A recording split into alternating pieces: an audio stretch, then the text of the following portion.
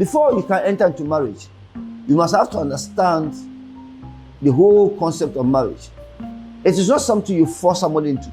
It's a decision you must make. So before you enter into marriage, the first thing that must come to play is to look at agreement. The two of you must agree. And so let's look at what the agreement is. The agreement is a mutual understanding or arrangement. So we can look at marriage as an arrangement. So that's why sometimes we say this is what we call arranged marriage. Where your mother and your father can decide and plan for you. Okay, so but even when they have arranged the marriage, the two of you must also agree that we have agreed to that arrangement marriage, or it is the two of you to arrange. You come to agreement, you want to arrange your marriage, so it's a decision you must make. So an agreement is a mutual understanding or arrangement between two or more parties about their rights and responsibilities. It can be verbal or written. Basically, agreement might not necessarily be written document. So it is more of verbal or written. And though it can also be legally binding, okay, or informal, depending on the context. So now I want us to look at, first of all, so the parties are two or more individuals. So when we talk about marriage, it is more of two or more, depend on the type of marriage you are looking at. Because our traditional marriage, we do more than two people. Okay, so it can be, and all of them come with an agreement. If somebody have married one and want to marry another, the second person, the third person that is coming must agree that he wants to come and add to the marriage. I get in. The Muslims, they also believe that they can marry up to 4. So where the third and the second, the third and the fourth, when they are coming in, they have to agree. It is not forced. Okay, so in the agreement, it is offer and acceptance. Offer and acceptance. So which means that one person must offer and the other person must accept. I get it. So that's why if it is forced, it's against the person's will. That is why it becomes illegal when you force someone into marriage, because you are forced against his will or her will. I get it. So it is offer and acceptance. So you offer and then the other party accepts. Okay. And most important is mutual consent. Mutual consent, which means that all the parties agree to the terms willingly. So it should not be forced. All the parties should be willing. That is what agreement is all about. So it is a mutual understanding, okay, to agree to enter into a lasting relationship, a lasting for the both of you. It is the two of you. So it is not something you have to rush it. I get it. It's not something you have to rush it. Sometimes, I was talking to a friend and she was telling me that they entered into a marriage. These are high personalities. And then within a matter of 2 years, they are divorcing. But then she told a friend that they met for more than 6 months. Apparently they met only 3 months. I get it. They met only 3 months. But she told a friend, so why the rush? It's not about your age. It's not about how long you have kept not married. But just take your time and build a relationship, because it's something that you are looking forever. I get it. Though we have contract marriage, it's there. Contract marriage is there. Okay? Contract marriage is there. The two of you agree that you tell me certain terms and conditions. I get it. So let's look at the word contract. Contract is a legally binding agreement. So with the agreement, not necessarily legal. It's an understanding between the two people, and it's a mutual consent.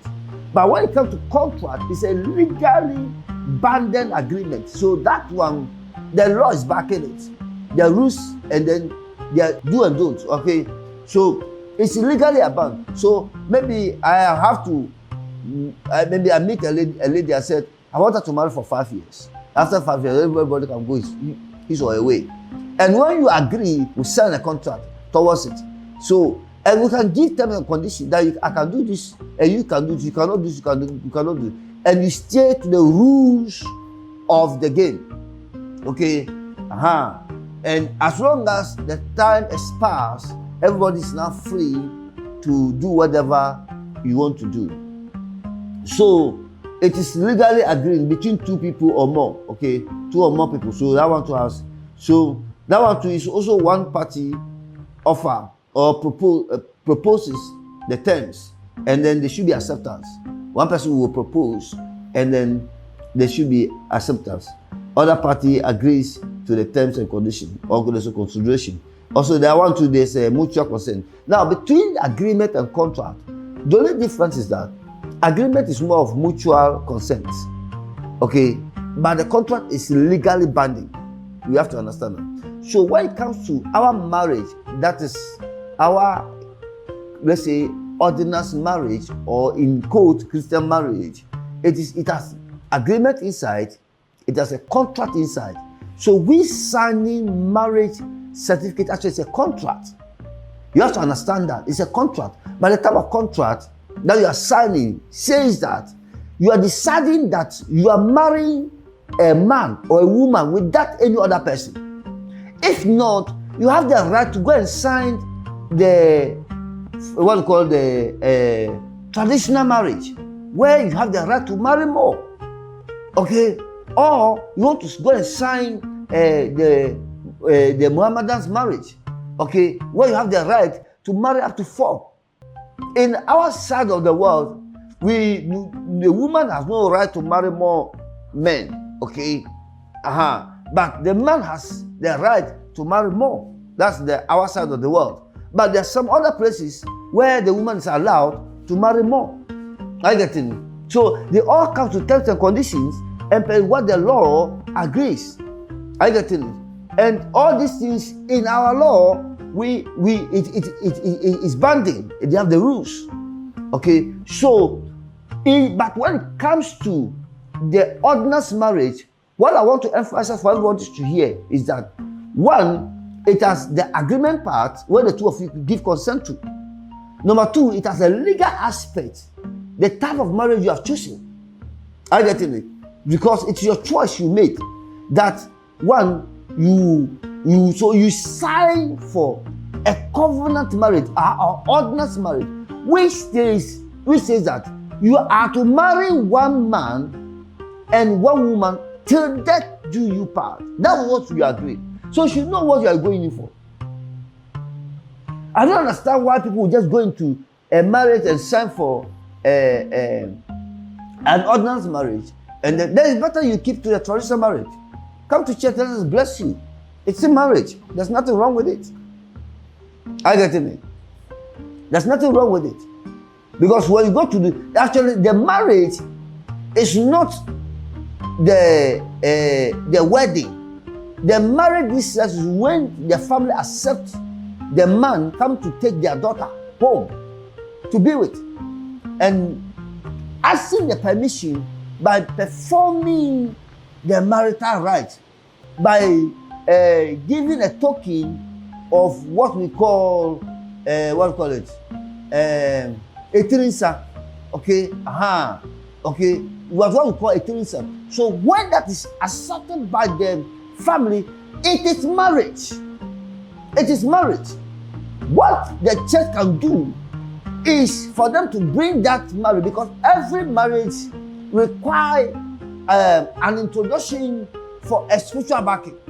So if it's a traditional marriage, they pour libation, calling the ancestors and to come and bless the marriage. That's what it is.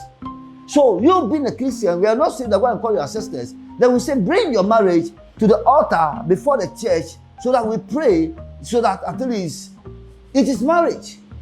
Now, the faithfulness is not about, that's where we have the problem. So people are unfaithful, we will go and sign ordinance marriage, but yet we cannot keep it. You cannot keep it. So it's a problem we are having. And I think that we need to really address this issue.